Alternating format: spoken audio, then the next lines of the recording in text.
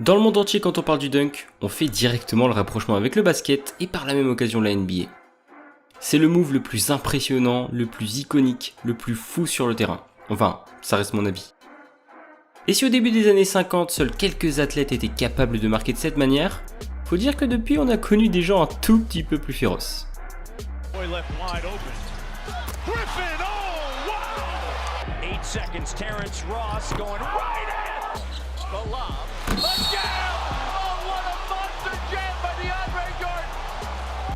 Forcément, quand tu prends des colosses de plus de 2 mètres, souvent qui dépassent les 100 kg, il se pourrait que ce soit un peu violent.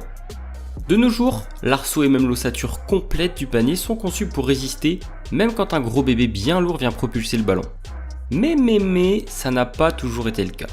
Un peu comme le style de jeu de la NBA, la conception des paniers a évolué car certaines personnes ont révolutionné les standards de l'époque. Prenez une grande inspiration, préparez vos meilleurs tomards parce qu'aujourd'hui on va voir 10 fois où les joueurs ont totalement brisé le panier avec un dunk. Même avant que je commence, vous savez de qui je vais parler en premier. Ah si, vous savez. Qui d'autre que Shaquille O'Neal. Pour comprendre l'impact qu'a eu ce garçon sur la NBA, il faut se rendre compte qu'avant 1992, année où il arrive en NBA, les paniers étaient faits d'une certaine manière et ça se passait plutôt très bien. Ça n'empêchait pas de voir des gens se faire écraser, pas du tout, mais rares étaient ceux qui avaient réussi à mettre le panier à terre. Comment vous dire qu'en une seule saison, Shaq a non seulement cassé 2 paniers, mais il a aussi forcé la NBA à changer complètement la structure de ces derniers. Parce qu'en réalité c'est ultra dangereux et d'extérieur on se rend pas forcément compte. Une première fois contre Phoenix, là c'est les spectateurs qui auraient pu se faire écraser, et une autre fois contre les Nets, là c'est lui qui aurait pu se faire très mal. Faut dire aussi que c'était un sacré animal pour réussir à faire vaciller les paniers. Son impact était énorme, si bien que la NBA a fait passer dans le plus grand des calmes la règle du backboard shattering. En gros, si un joueur venait à casser le panier, le plexiglas ou tout simplement abîmer le matériel, il serait pénalisé d'une faute technique. La décision est assez radicale, mais en même temps, ça faisait pas une très bonne pub pour la NBA de voir un mec détruire 2 fois tes paniers. Par la suite, la solidité de l'arceau a été renforcée, et en gros, tout le système de fixation du panier s'est un petit peu amélioré.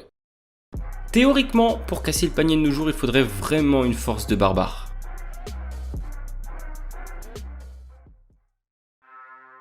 L'année 92-93 était apparemment une année noire pour les concepteurs de paniers.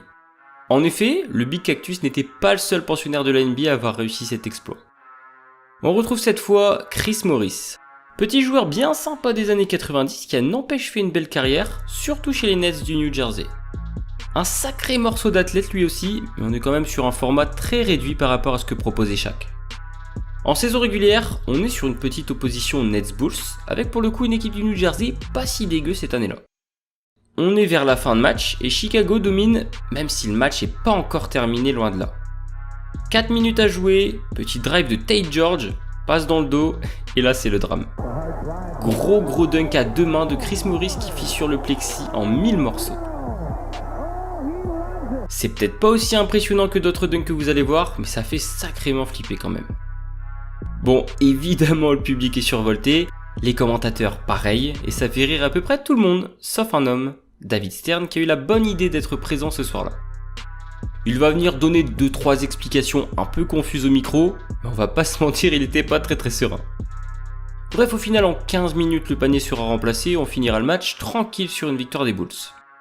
Ça reste mieux que les 1h30 qu'avait mis le staff de Phoenix avec le dunk de Shaq que vous venez de voir juste avant.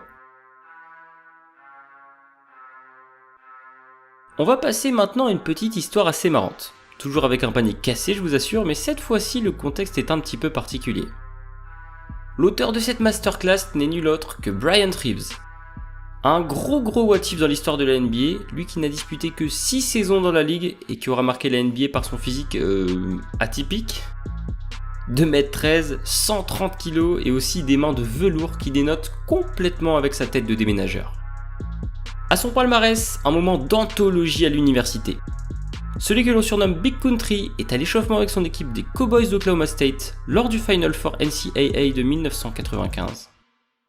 Il emmènera son équipe jusqu'au bout au passage, mais on retiendra surtout ça de son parcours universitaire.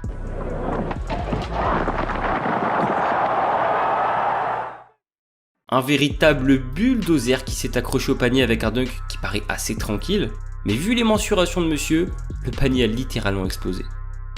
Et anecdote qui rend ce moment encore plus magique, la vidéo de ce dunk est le tout premier article posté sur le site d'ESPN.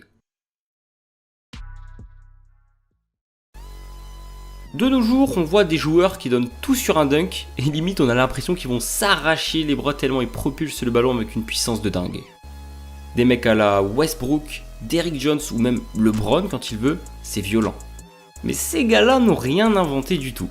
Il y a plus de 40 ans, même avant de voir du Dominique Wilkins ou du Shawn Kemp, on avait cet homme, Daryl Dawkins. On est en 1979, il dispute alors sa 3e saison et en l'espace de 2 semaines, il va totalement oblitérer les paniers. C'est encore plus impressionnant que ce qu'on a pu voir jusqu'à présent. De une, il a réussi à le faire en plein match NBA, 2 fois, et de deux, ce n'est pas juste la vitre qui se fracture, mais même l'arceau arrive dans ses mains. Pour nettoyer la scène de crime, je vous raconte pas le bordel.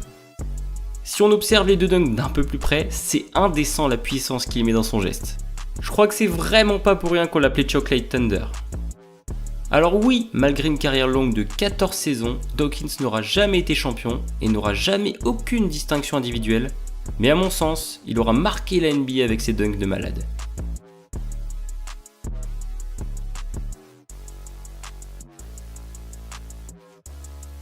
La carrière NBA de Jerome Lane ne sera jamais très ouf, mais celui qui sera choisi à la 23e place de la draft 1988 nous a gratifié d'une action légendaire.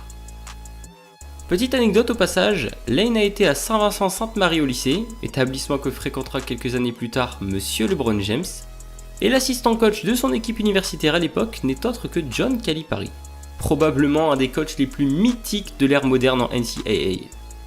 Bref, assez parlé de sa carrière, vous êtes là pour voir du dunk, et croyez-moi, vous n'allez pas être déçus. Comme par magie, ce match entre Purdue et Pittsburgh, deux facs pas spécialement ouf, était diffusé en antenne nationale. Lors d'une contre-attaque un peu banale, 3 contre 2 pour Pittsburgh, le ballon tourne bien, et c'est là que l'impensable se produit.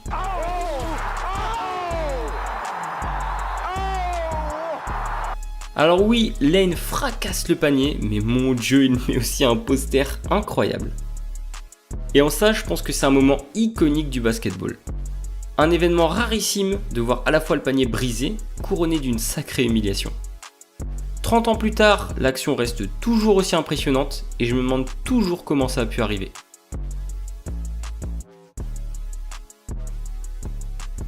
Pour rester dans la liste des joueurs qui ne sont pas très connus pour leur carrière NBA, je pense que Darvin Ham est l'exemple parfait. Alors, notre petit Darvin joue à l'époque avec les Red Raiders de Texas Tech qui font vraiment une pure saison. Un soir de mars 1996, alors qu'il affronte North Carolina lors du tournoi NCAA, un petit événement va venir perturber la rencontre. On est encore au tout début du match, ça fait quoi, 10-15 minutes que la rencontre a débuté, et là bim, un dunk surpuissant, le panier cède sous la pression exercée par Ham. L'image du panier qui tombe est totalement folle. Ce dunk spectaculaire finira même en couverture du magazine Sports Illustrated, et ça c'est beau.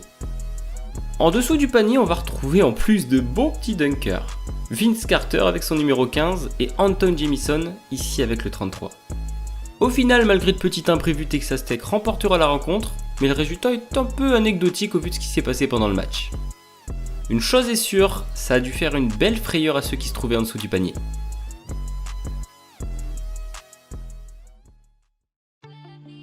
Je vous l'ai dit au début de la vidéo, dans l'histoire récente, les paniers tiennent plutôt bien.